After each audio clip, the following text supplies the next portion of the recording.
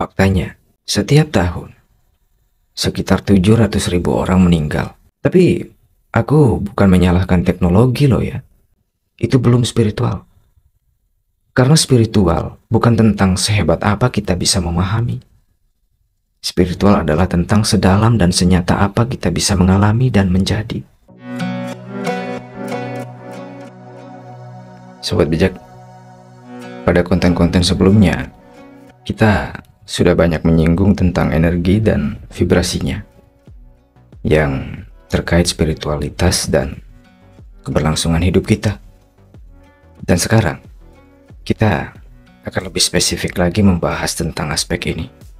Kita akan mengeksplorasi pentingnya energi dalam berbagai aspek kehidupan kita, serta pengaruh signifikan yang dimilikinya terhadap eksistensi, kualitas hidup, kecerdasan, dan yang utama, tentunya peningkatan kesadaran rohani kita. Dan supaya pemahaman kita terhadap konteks ini jadi lebih komprehensif dan lengkap, kita ulas dulu secara ilmiah bahwasanya energi itu didefinisikan sebagai suatu daya atau kemampuan untuk tetap aktif atau beraktivitas ataupun mengubah keadaan tertentu. Kemudian, melalui kajian yang lebih mendalam, para ilmuwan juga memahami tentang adanya prinsip-prinsip terkait energi yang kemudian salah satunya mereka sebut sebagai prinsip termodinamika, yang menyatakan bahwa energi itu tidak dapat diciptakan atau dimusnahkan, hanya dapat diubah dari satu bentuk menjadi bentuk lainnya. Dan ini bersesuaian dengan kajian tentang energi yang ada di dalam Weda, yang mana pada konteks ini energi disebut sebagai Shakti, yang merujuk pada energi kreatif atau suatu daya ilahi yang menggerakkan alam semesta dan menyebabkan perubahan. Selain itu, Shakti juga dijelaskan sebagai yang memiliki beragam bentuk atau manifestasi dalam berbagai kualitas dan fungsinya, yang kalau kita kembali telusuri secara ilmiah, seperti dalam konteks fisika maupun biologi, ada yang disebut sebagai energi kinetik, energi mekanik, energi potensial, energi kimia, elektrik, dan sebagainya. Dan terlepas dari berbagai bentuknya, baik yang dikaji melalui keilmuan modern ataupun filsafat kuno seperti yang ada dalam Weda, kita bisa memahami bahwa energi merupakan salah satu aspek yang mendasar dalam kehidupan, terkait pengaruhnya terhadap alam, beserta segala eksistensi yang ada di dalamnya. Bahkan melalui teknologi, energi pun ternyata bisa diolah sedemikian rupa untuk memfasilitasi kehidupan duniawi kita sehari-hari. Tapi sayangnya, akibat terlena dengan kemajuan teknologi, dengan beragam fasilitas yang ditawarkan, juga gemerlapnya kehidupan duniawi yang menggiurkan, kebanyakan orang jadi mengabaikan eksistensi dimensi transendentalnya yang sebenarnya jauh lebih utama dan lebih membutuhkan pasokan energi. Dan ini krusial sekali terkait peningkatan mutu kita sebagai manusia yang suka atau tidak suka akan senantiasa terlibat dalam berbagai dinamika kehidupan yang cenderung merepotkan. Karena sejatinya mutu dari kehidupan kita tidak akan berkembang hanya dengan meningkatnya mutu teknologi kita atau beragamnya fasilitas yang kita punya. Dan hal ini bisa kita lihat dengan jelas meskipun perkembangan teknologi kita sudah semakin maju, hingga sekarang sudah mulai masuk ke zaman robot dan AI. Apakah itu serta-merta membuat kualitas manusia jadi lebih bagus?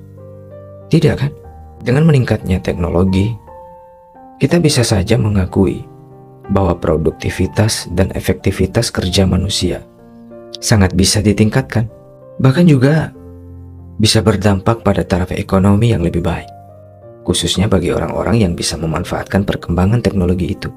Tapi dalam konteks kehidupan yang sesungguhnya dan menyeluruh, sebagai manusia, sebagai makhluk hidup yang bernafas, memiliki sifat, bisa berpikir, berkehendak, berperilaku, baik dalam sosial maupun sebagai individu, apakah dalam skala mayoritas kita bisa melihat peningkatan mutu? Sepertinya tidak. Faktanya, tren global yang terjadi. Menurut data dari Organisasi Kesehatan Dunia yaitu WHO, setiap tahun sekitar 700.000 orang meninggal akibat bunuh diri. Dan ironinya, tingkat kematian akibat bunuh diri ini cenderung lebih tinggi terjadi di negara-negara yang berpenghasilan tinggi dibandingkan negara-negara yang berpenghasilan rendah atau menengah.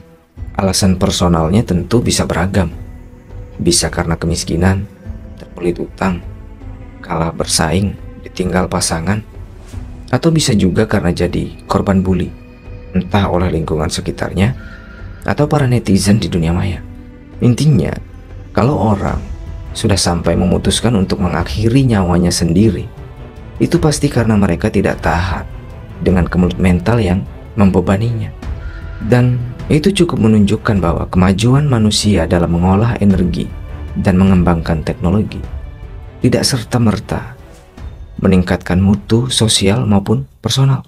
Dan sekali lagi, ini karena manusia terlalu terlena dalam perkembangan zaman yang dilengkapi dengan berbagai fasilitasnya, sehingga terkuraslah energi mereka di sana, yang mengakibatkan dimensi rohaninya kekurangan pasokan energi.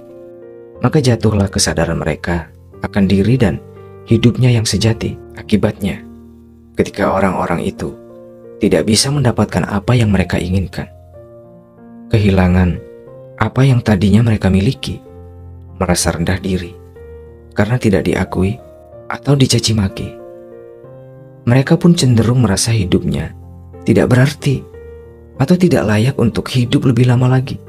Atau sebaliknya, bagi yang jiwanya pemberontak, mereka menjadi jahat, mendendam, hidup membabi buta, hingga mengacaukan kehidupan orang lain.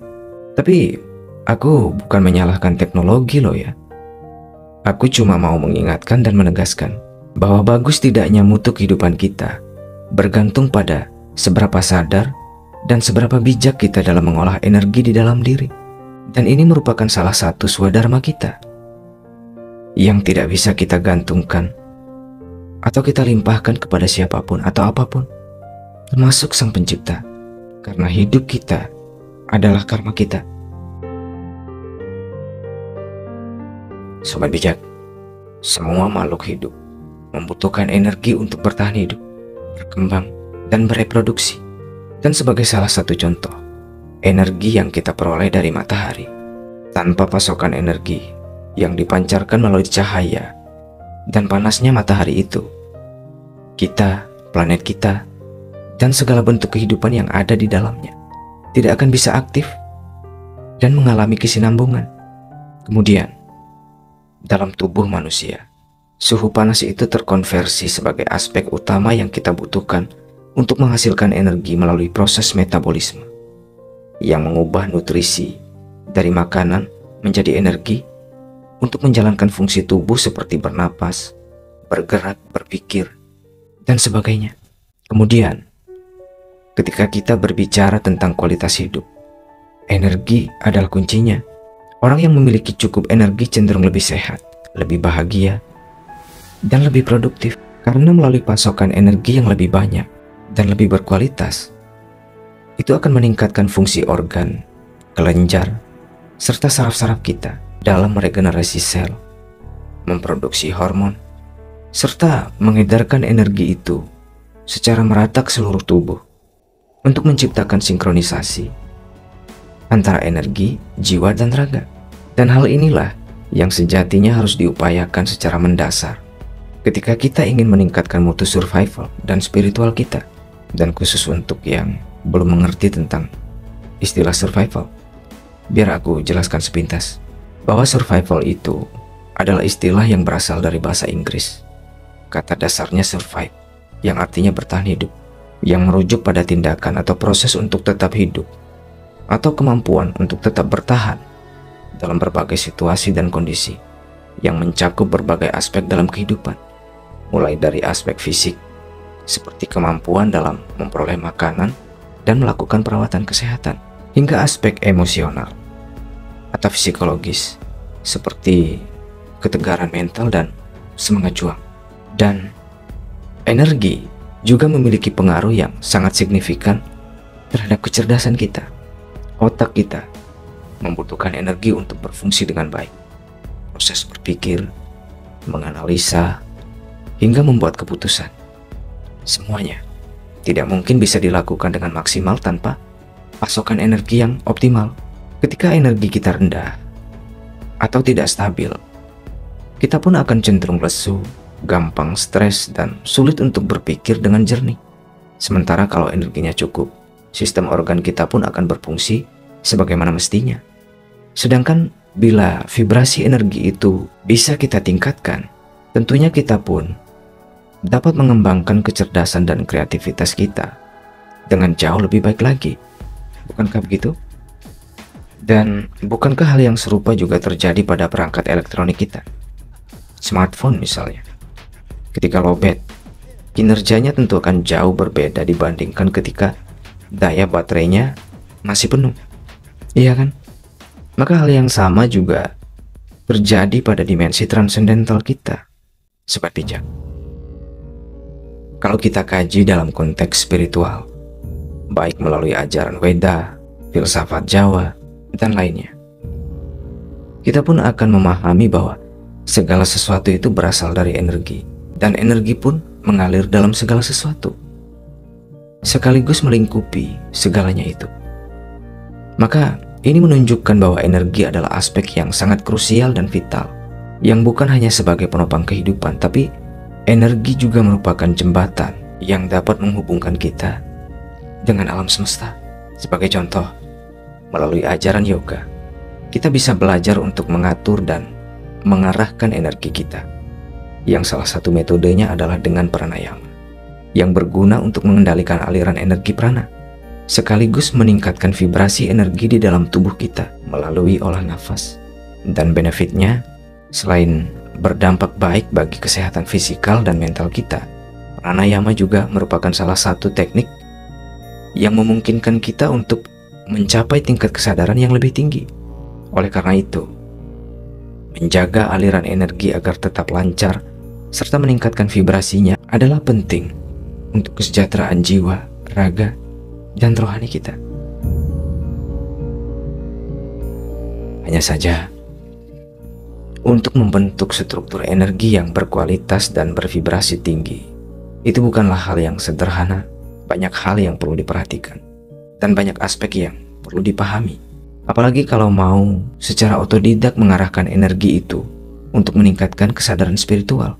Ini tidak sesederhana kita membicarakan moralitas, karena kesadaran spiritual itu bukan sebatas menjadi orang yang bijaksana dan mulia. Apalagi kalau hanya memahami moralitas atau hakikat diri dan kehidupan itu secara konseptual, yang dengan kata lain cuma melalui membaca atau mendengar cerita dari orang-orang sepertiku. Itu belum spiritual. Karena spiritual bukan tentang sehebat apa kita bisa memahami. Spiritual adalah tentang sedalam dan senyata apa kita bisa mengalami dan menjadi. Maka untuk mengalami dan menjadi spiritual, yang mana dimensinya adalah transendental, kita pun perlu mentransen persepsi kita. Dan itu butuh kualitas juga vibrasi energi yang sangat tinggi. Dan mengingat lika-likunya juga tidak sederhana. Kita akan bahas kelanjutannya secara bertahap pada konten-konten berikutnya. Sobat bijak, terima kasih sudah menyimak dan sampai jumpa.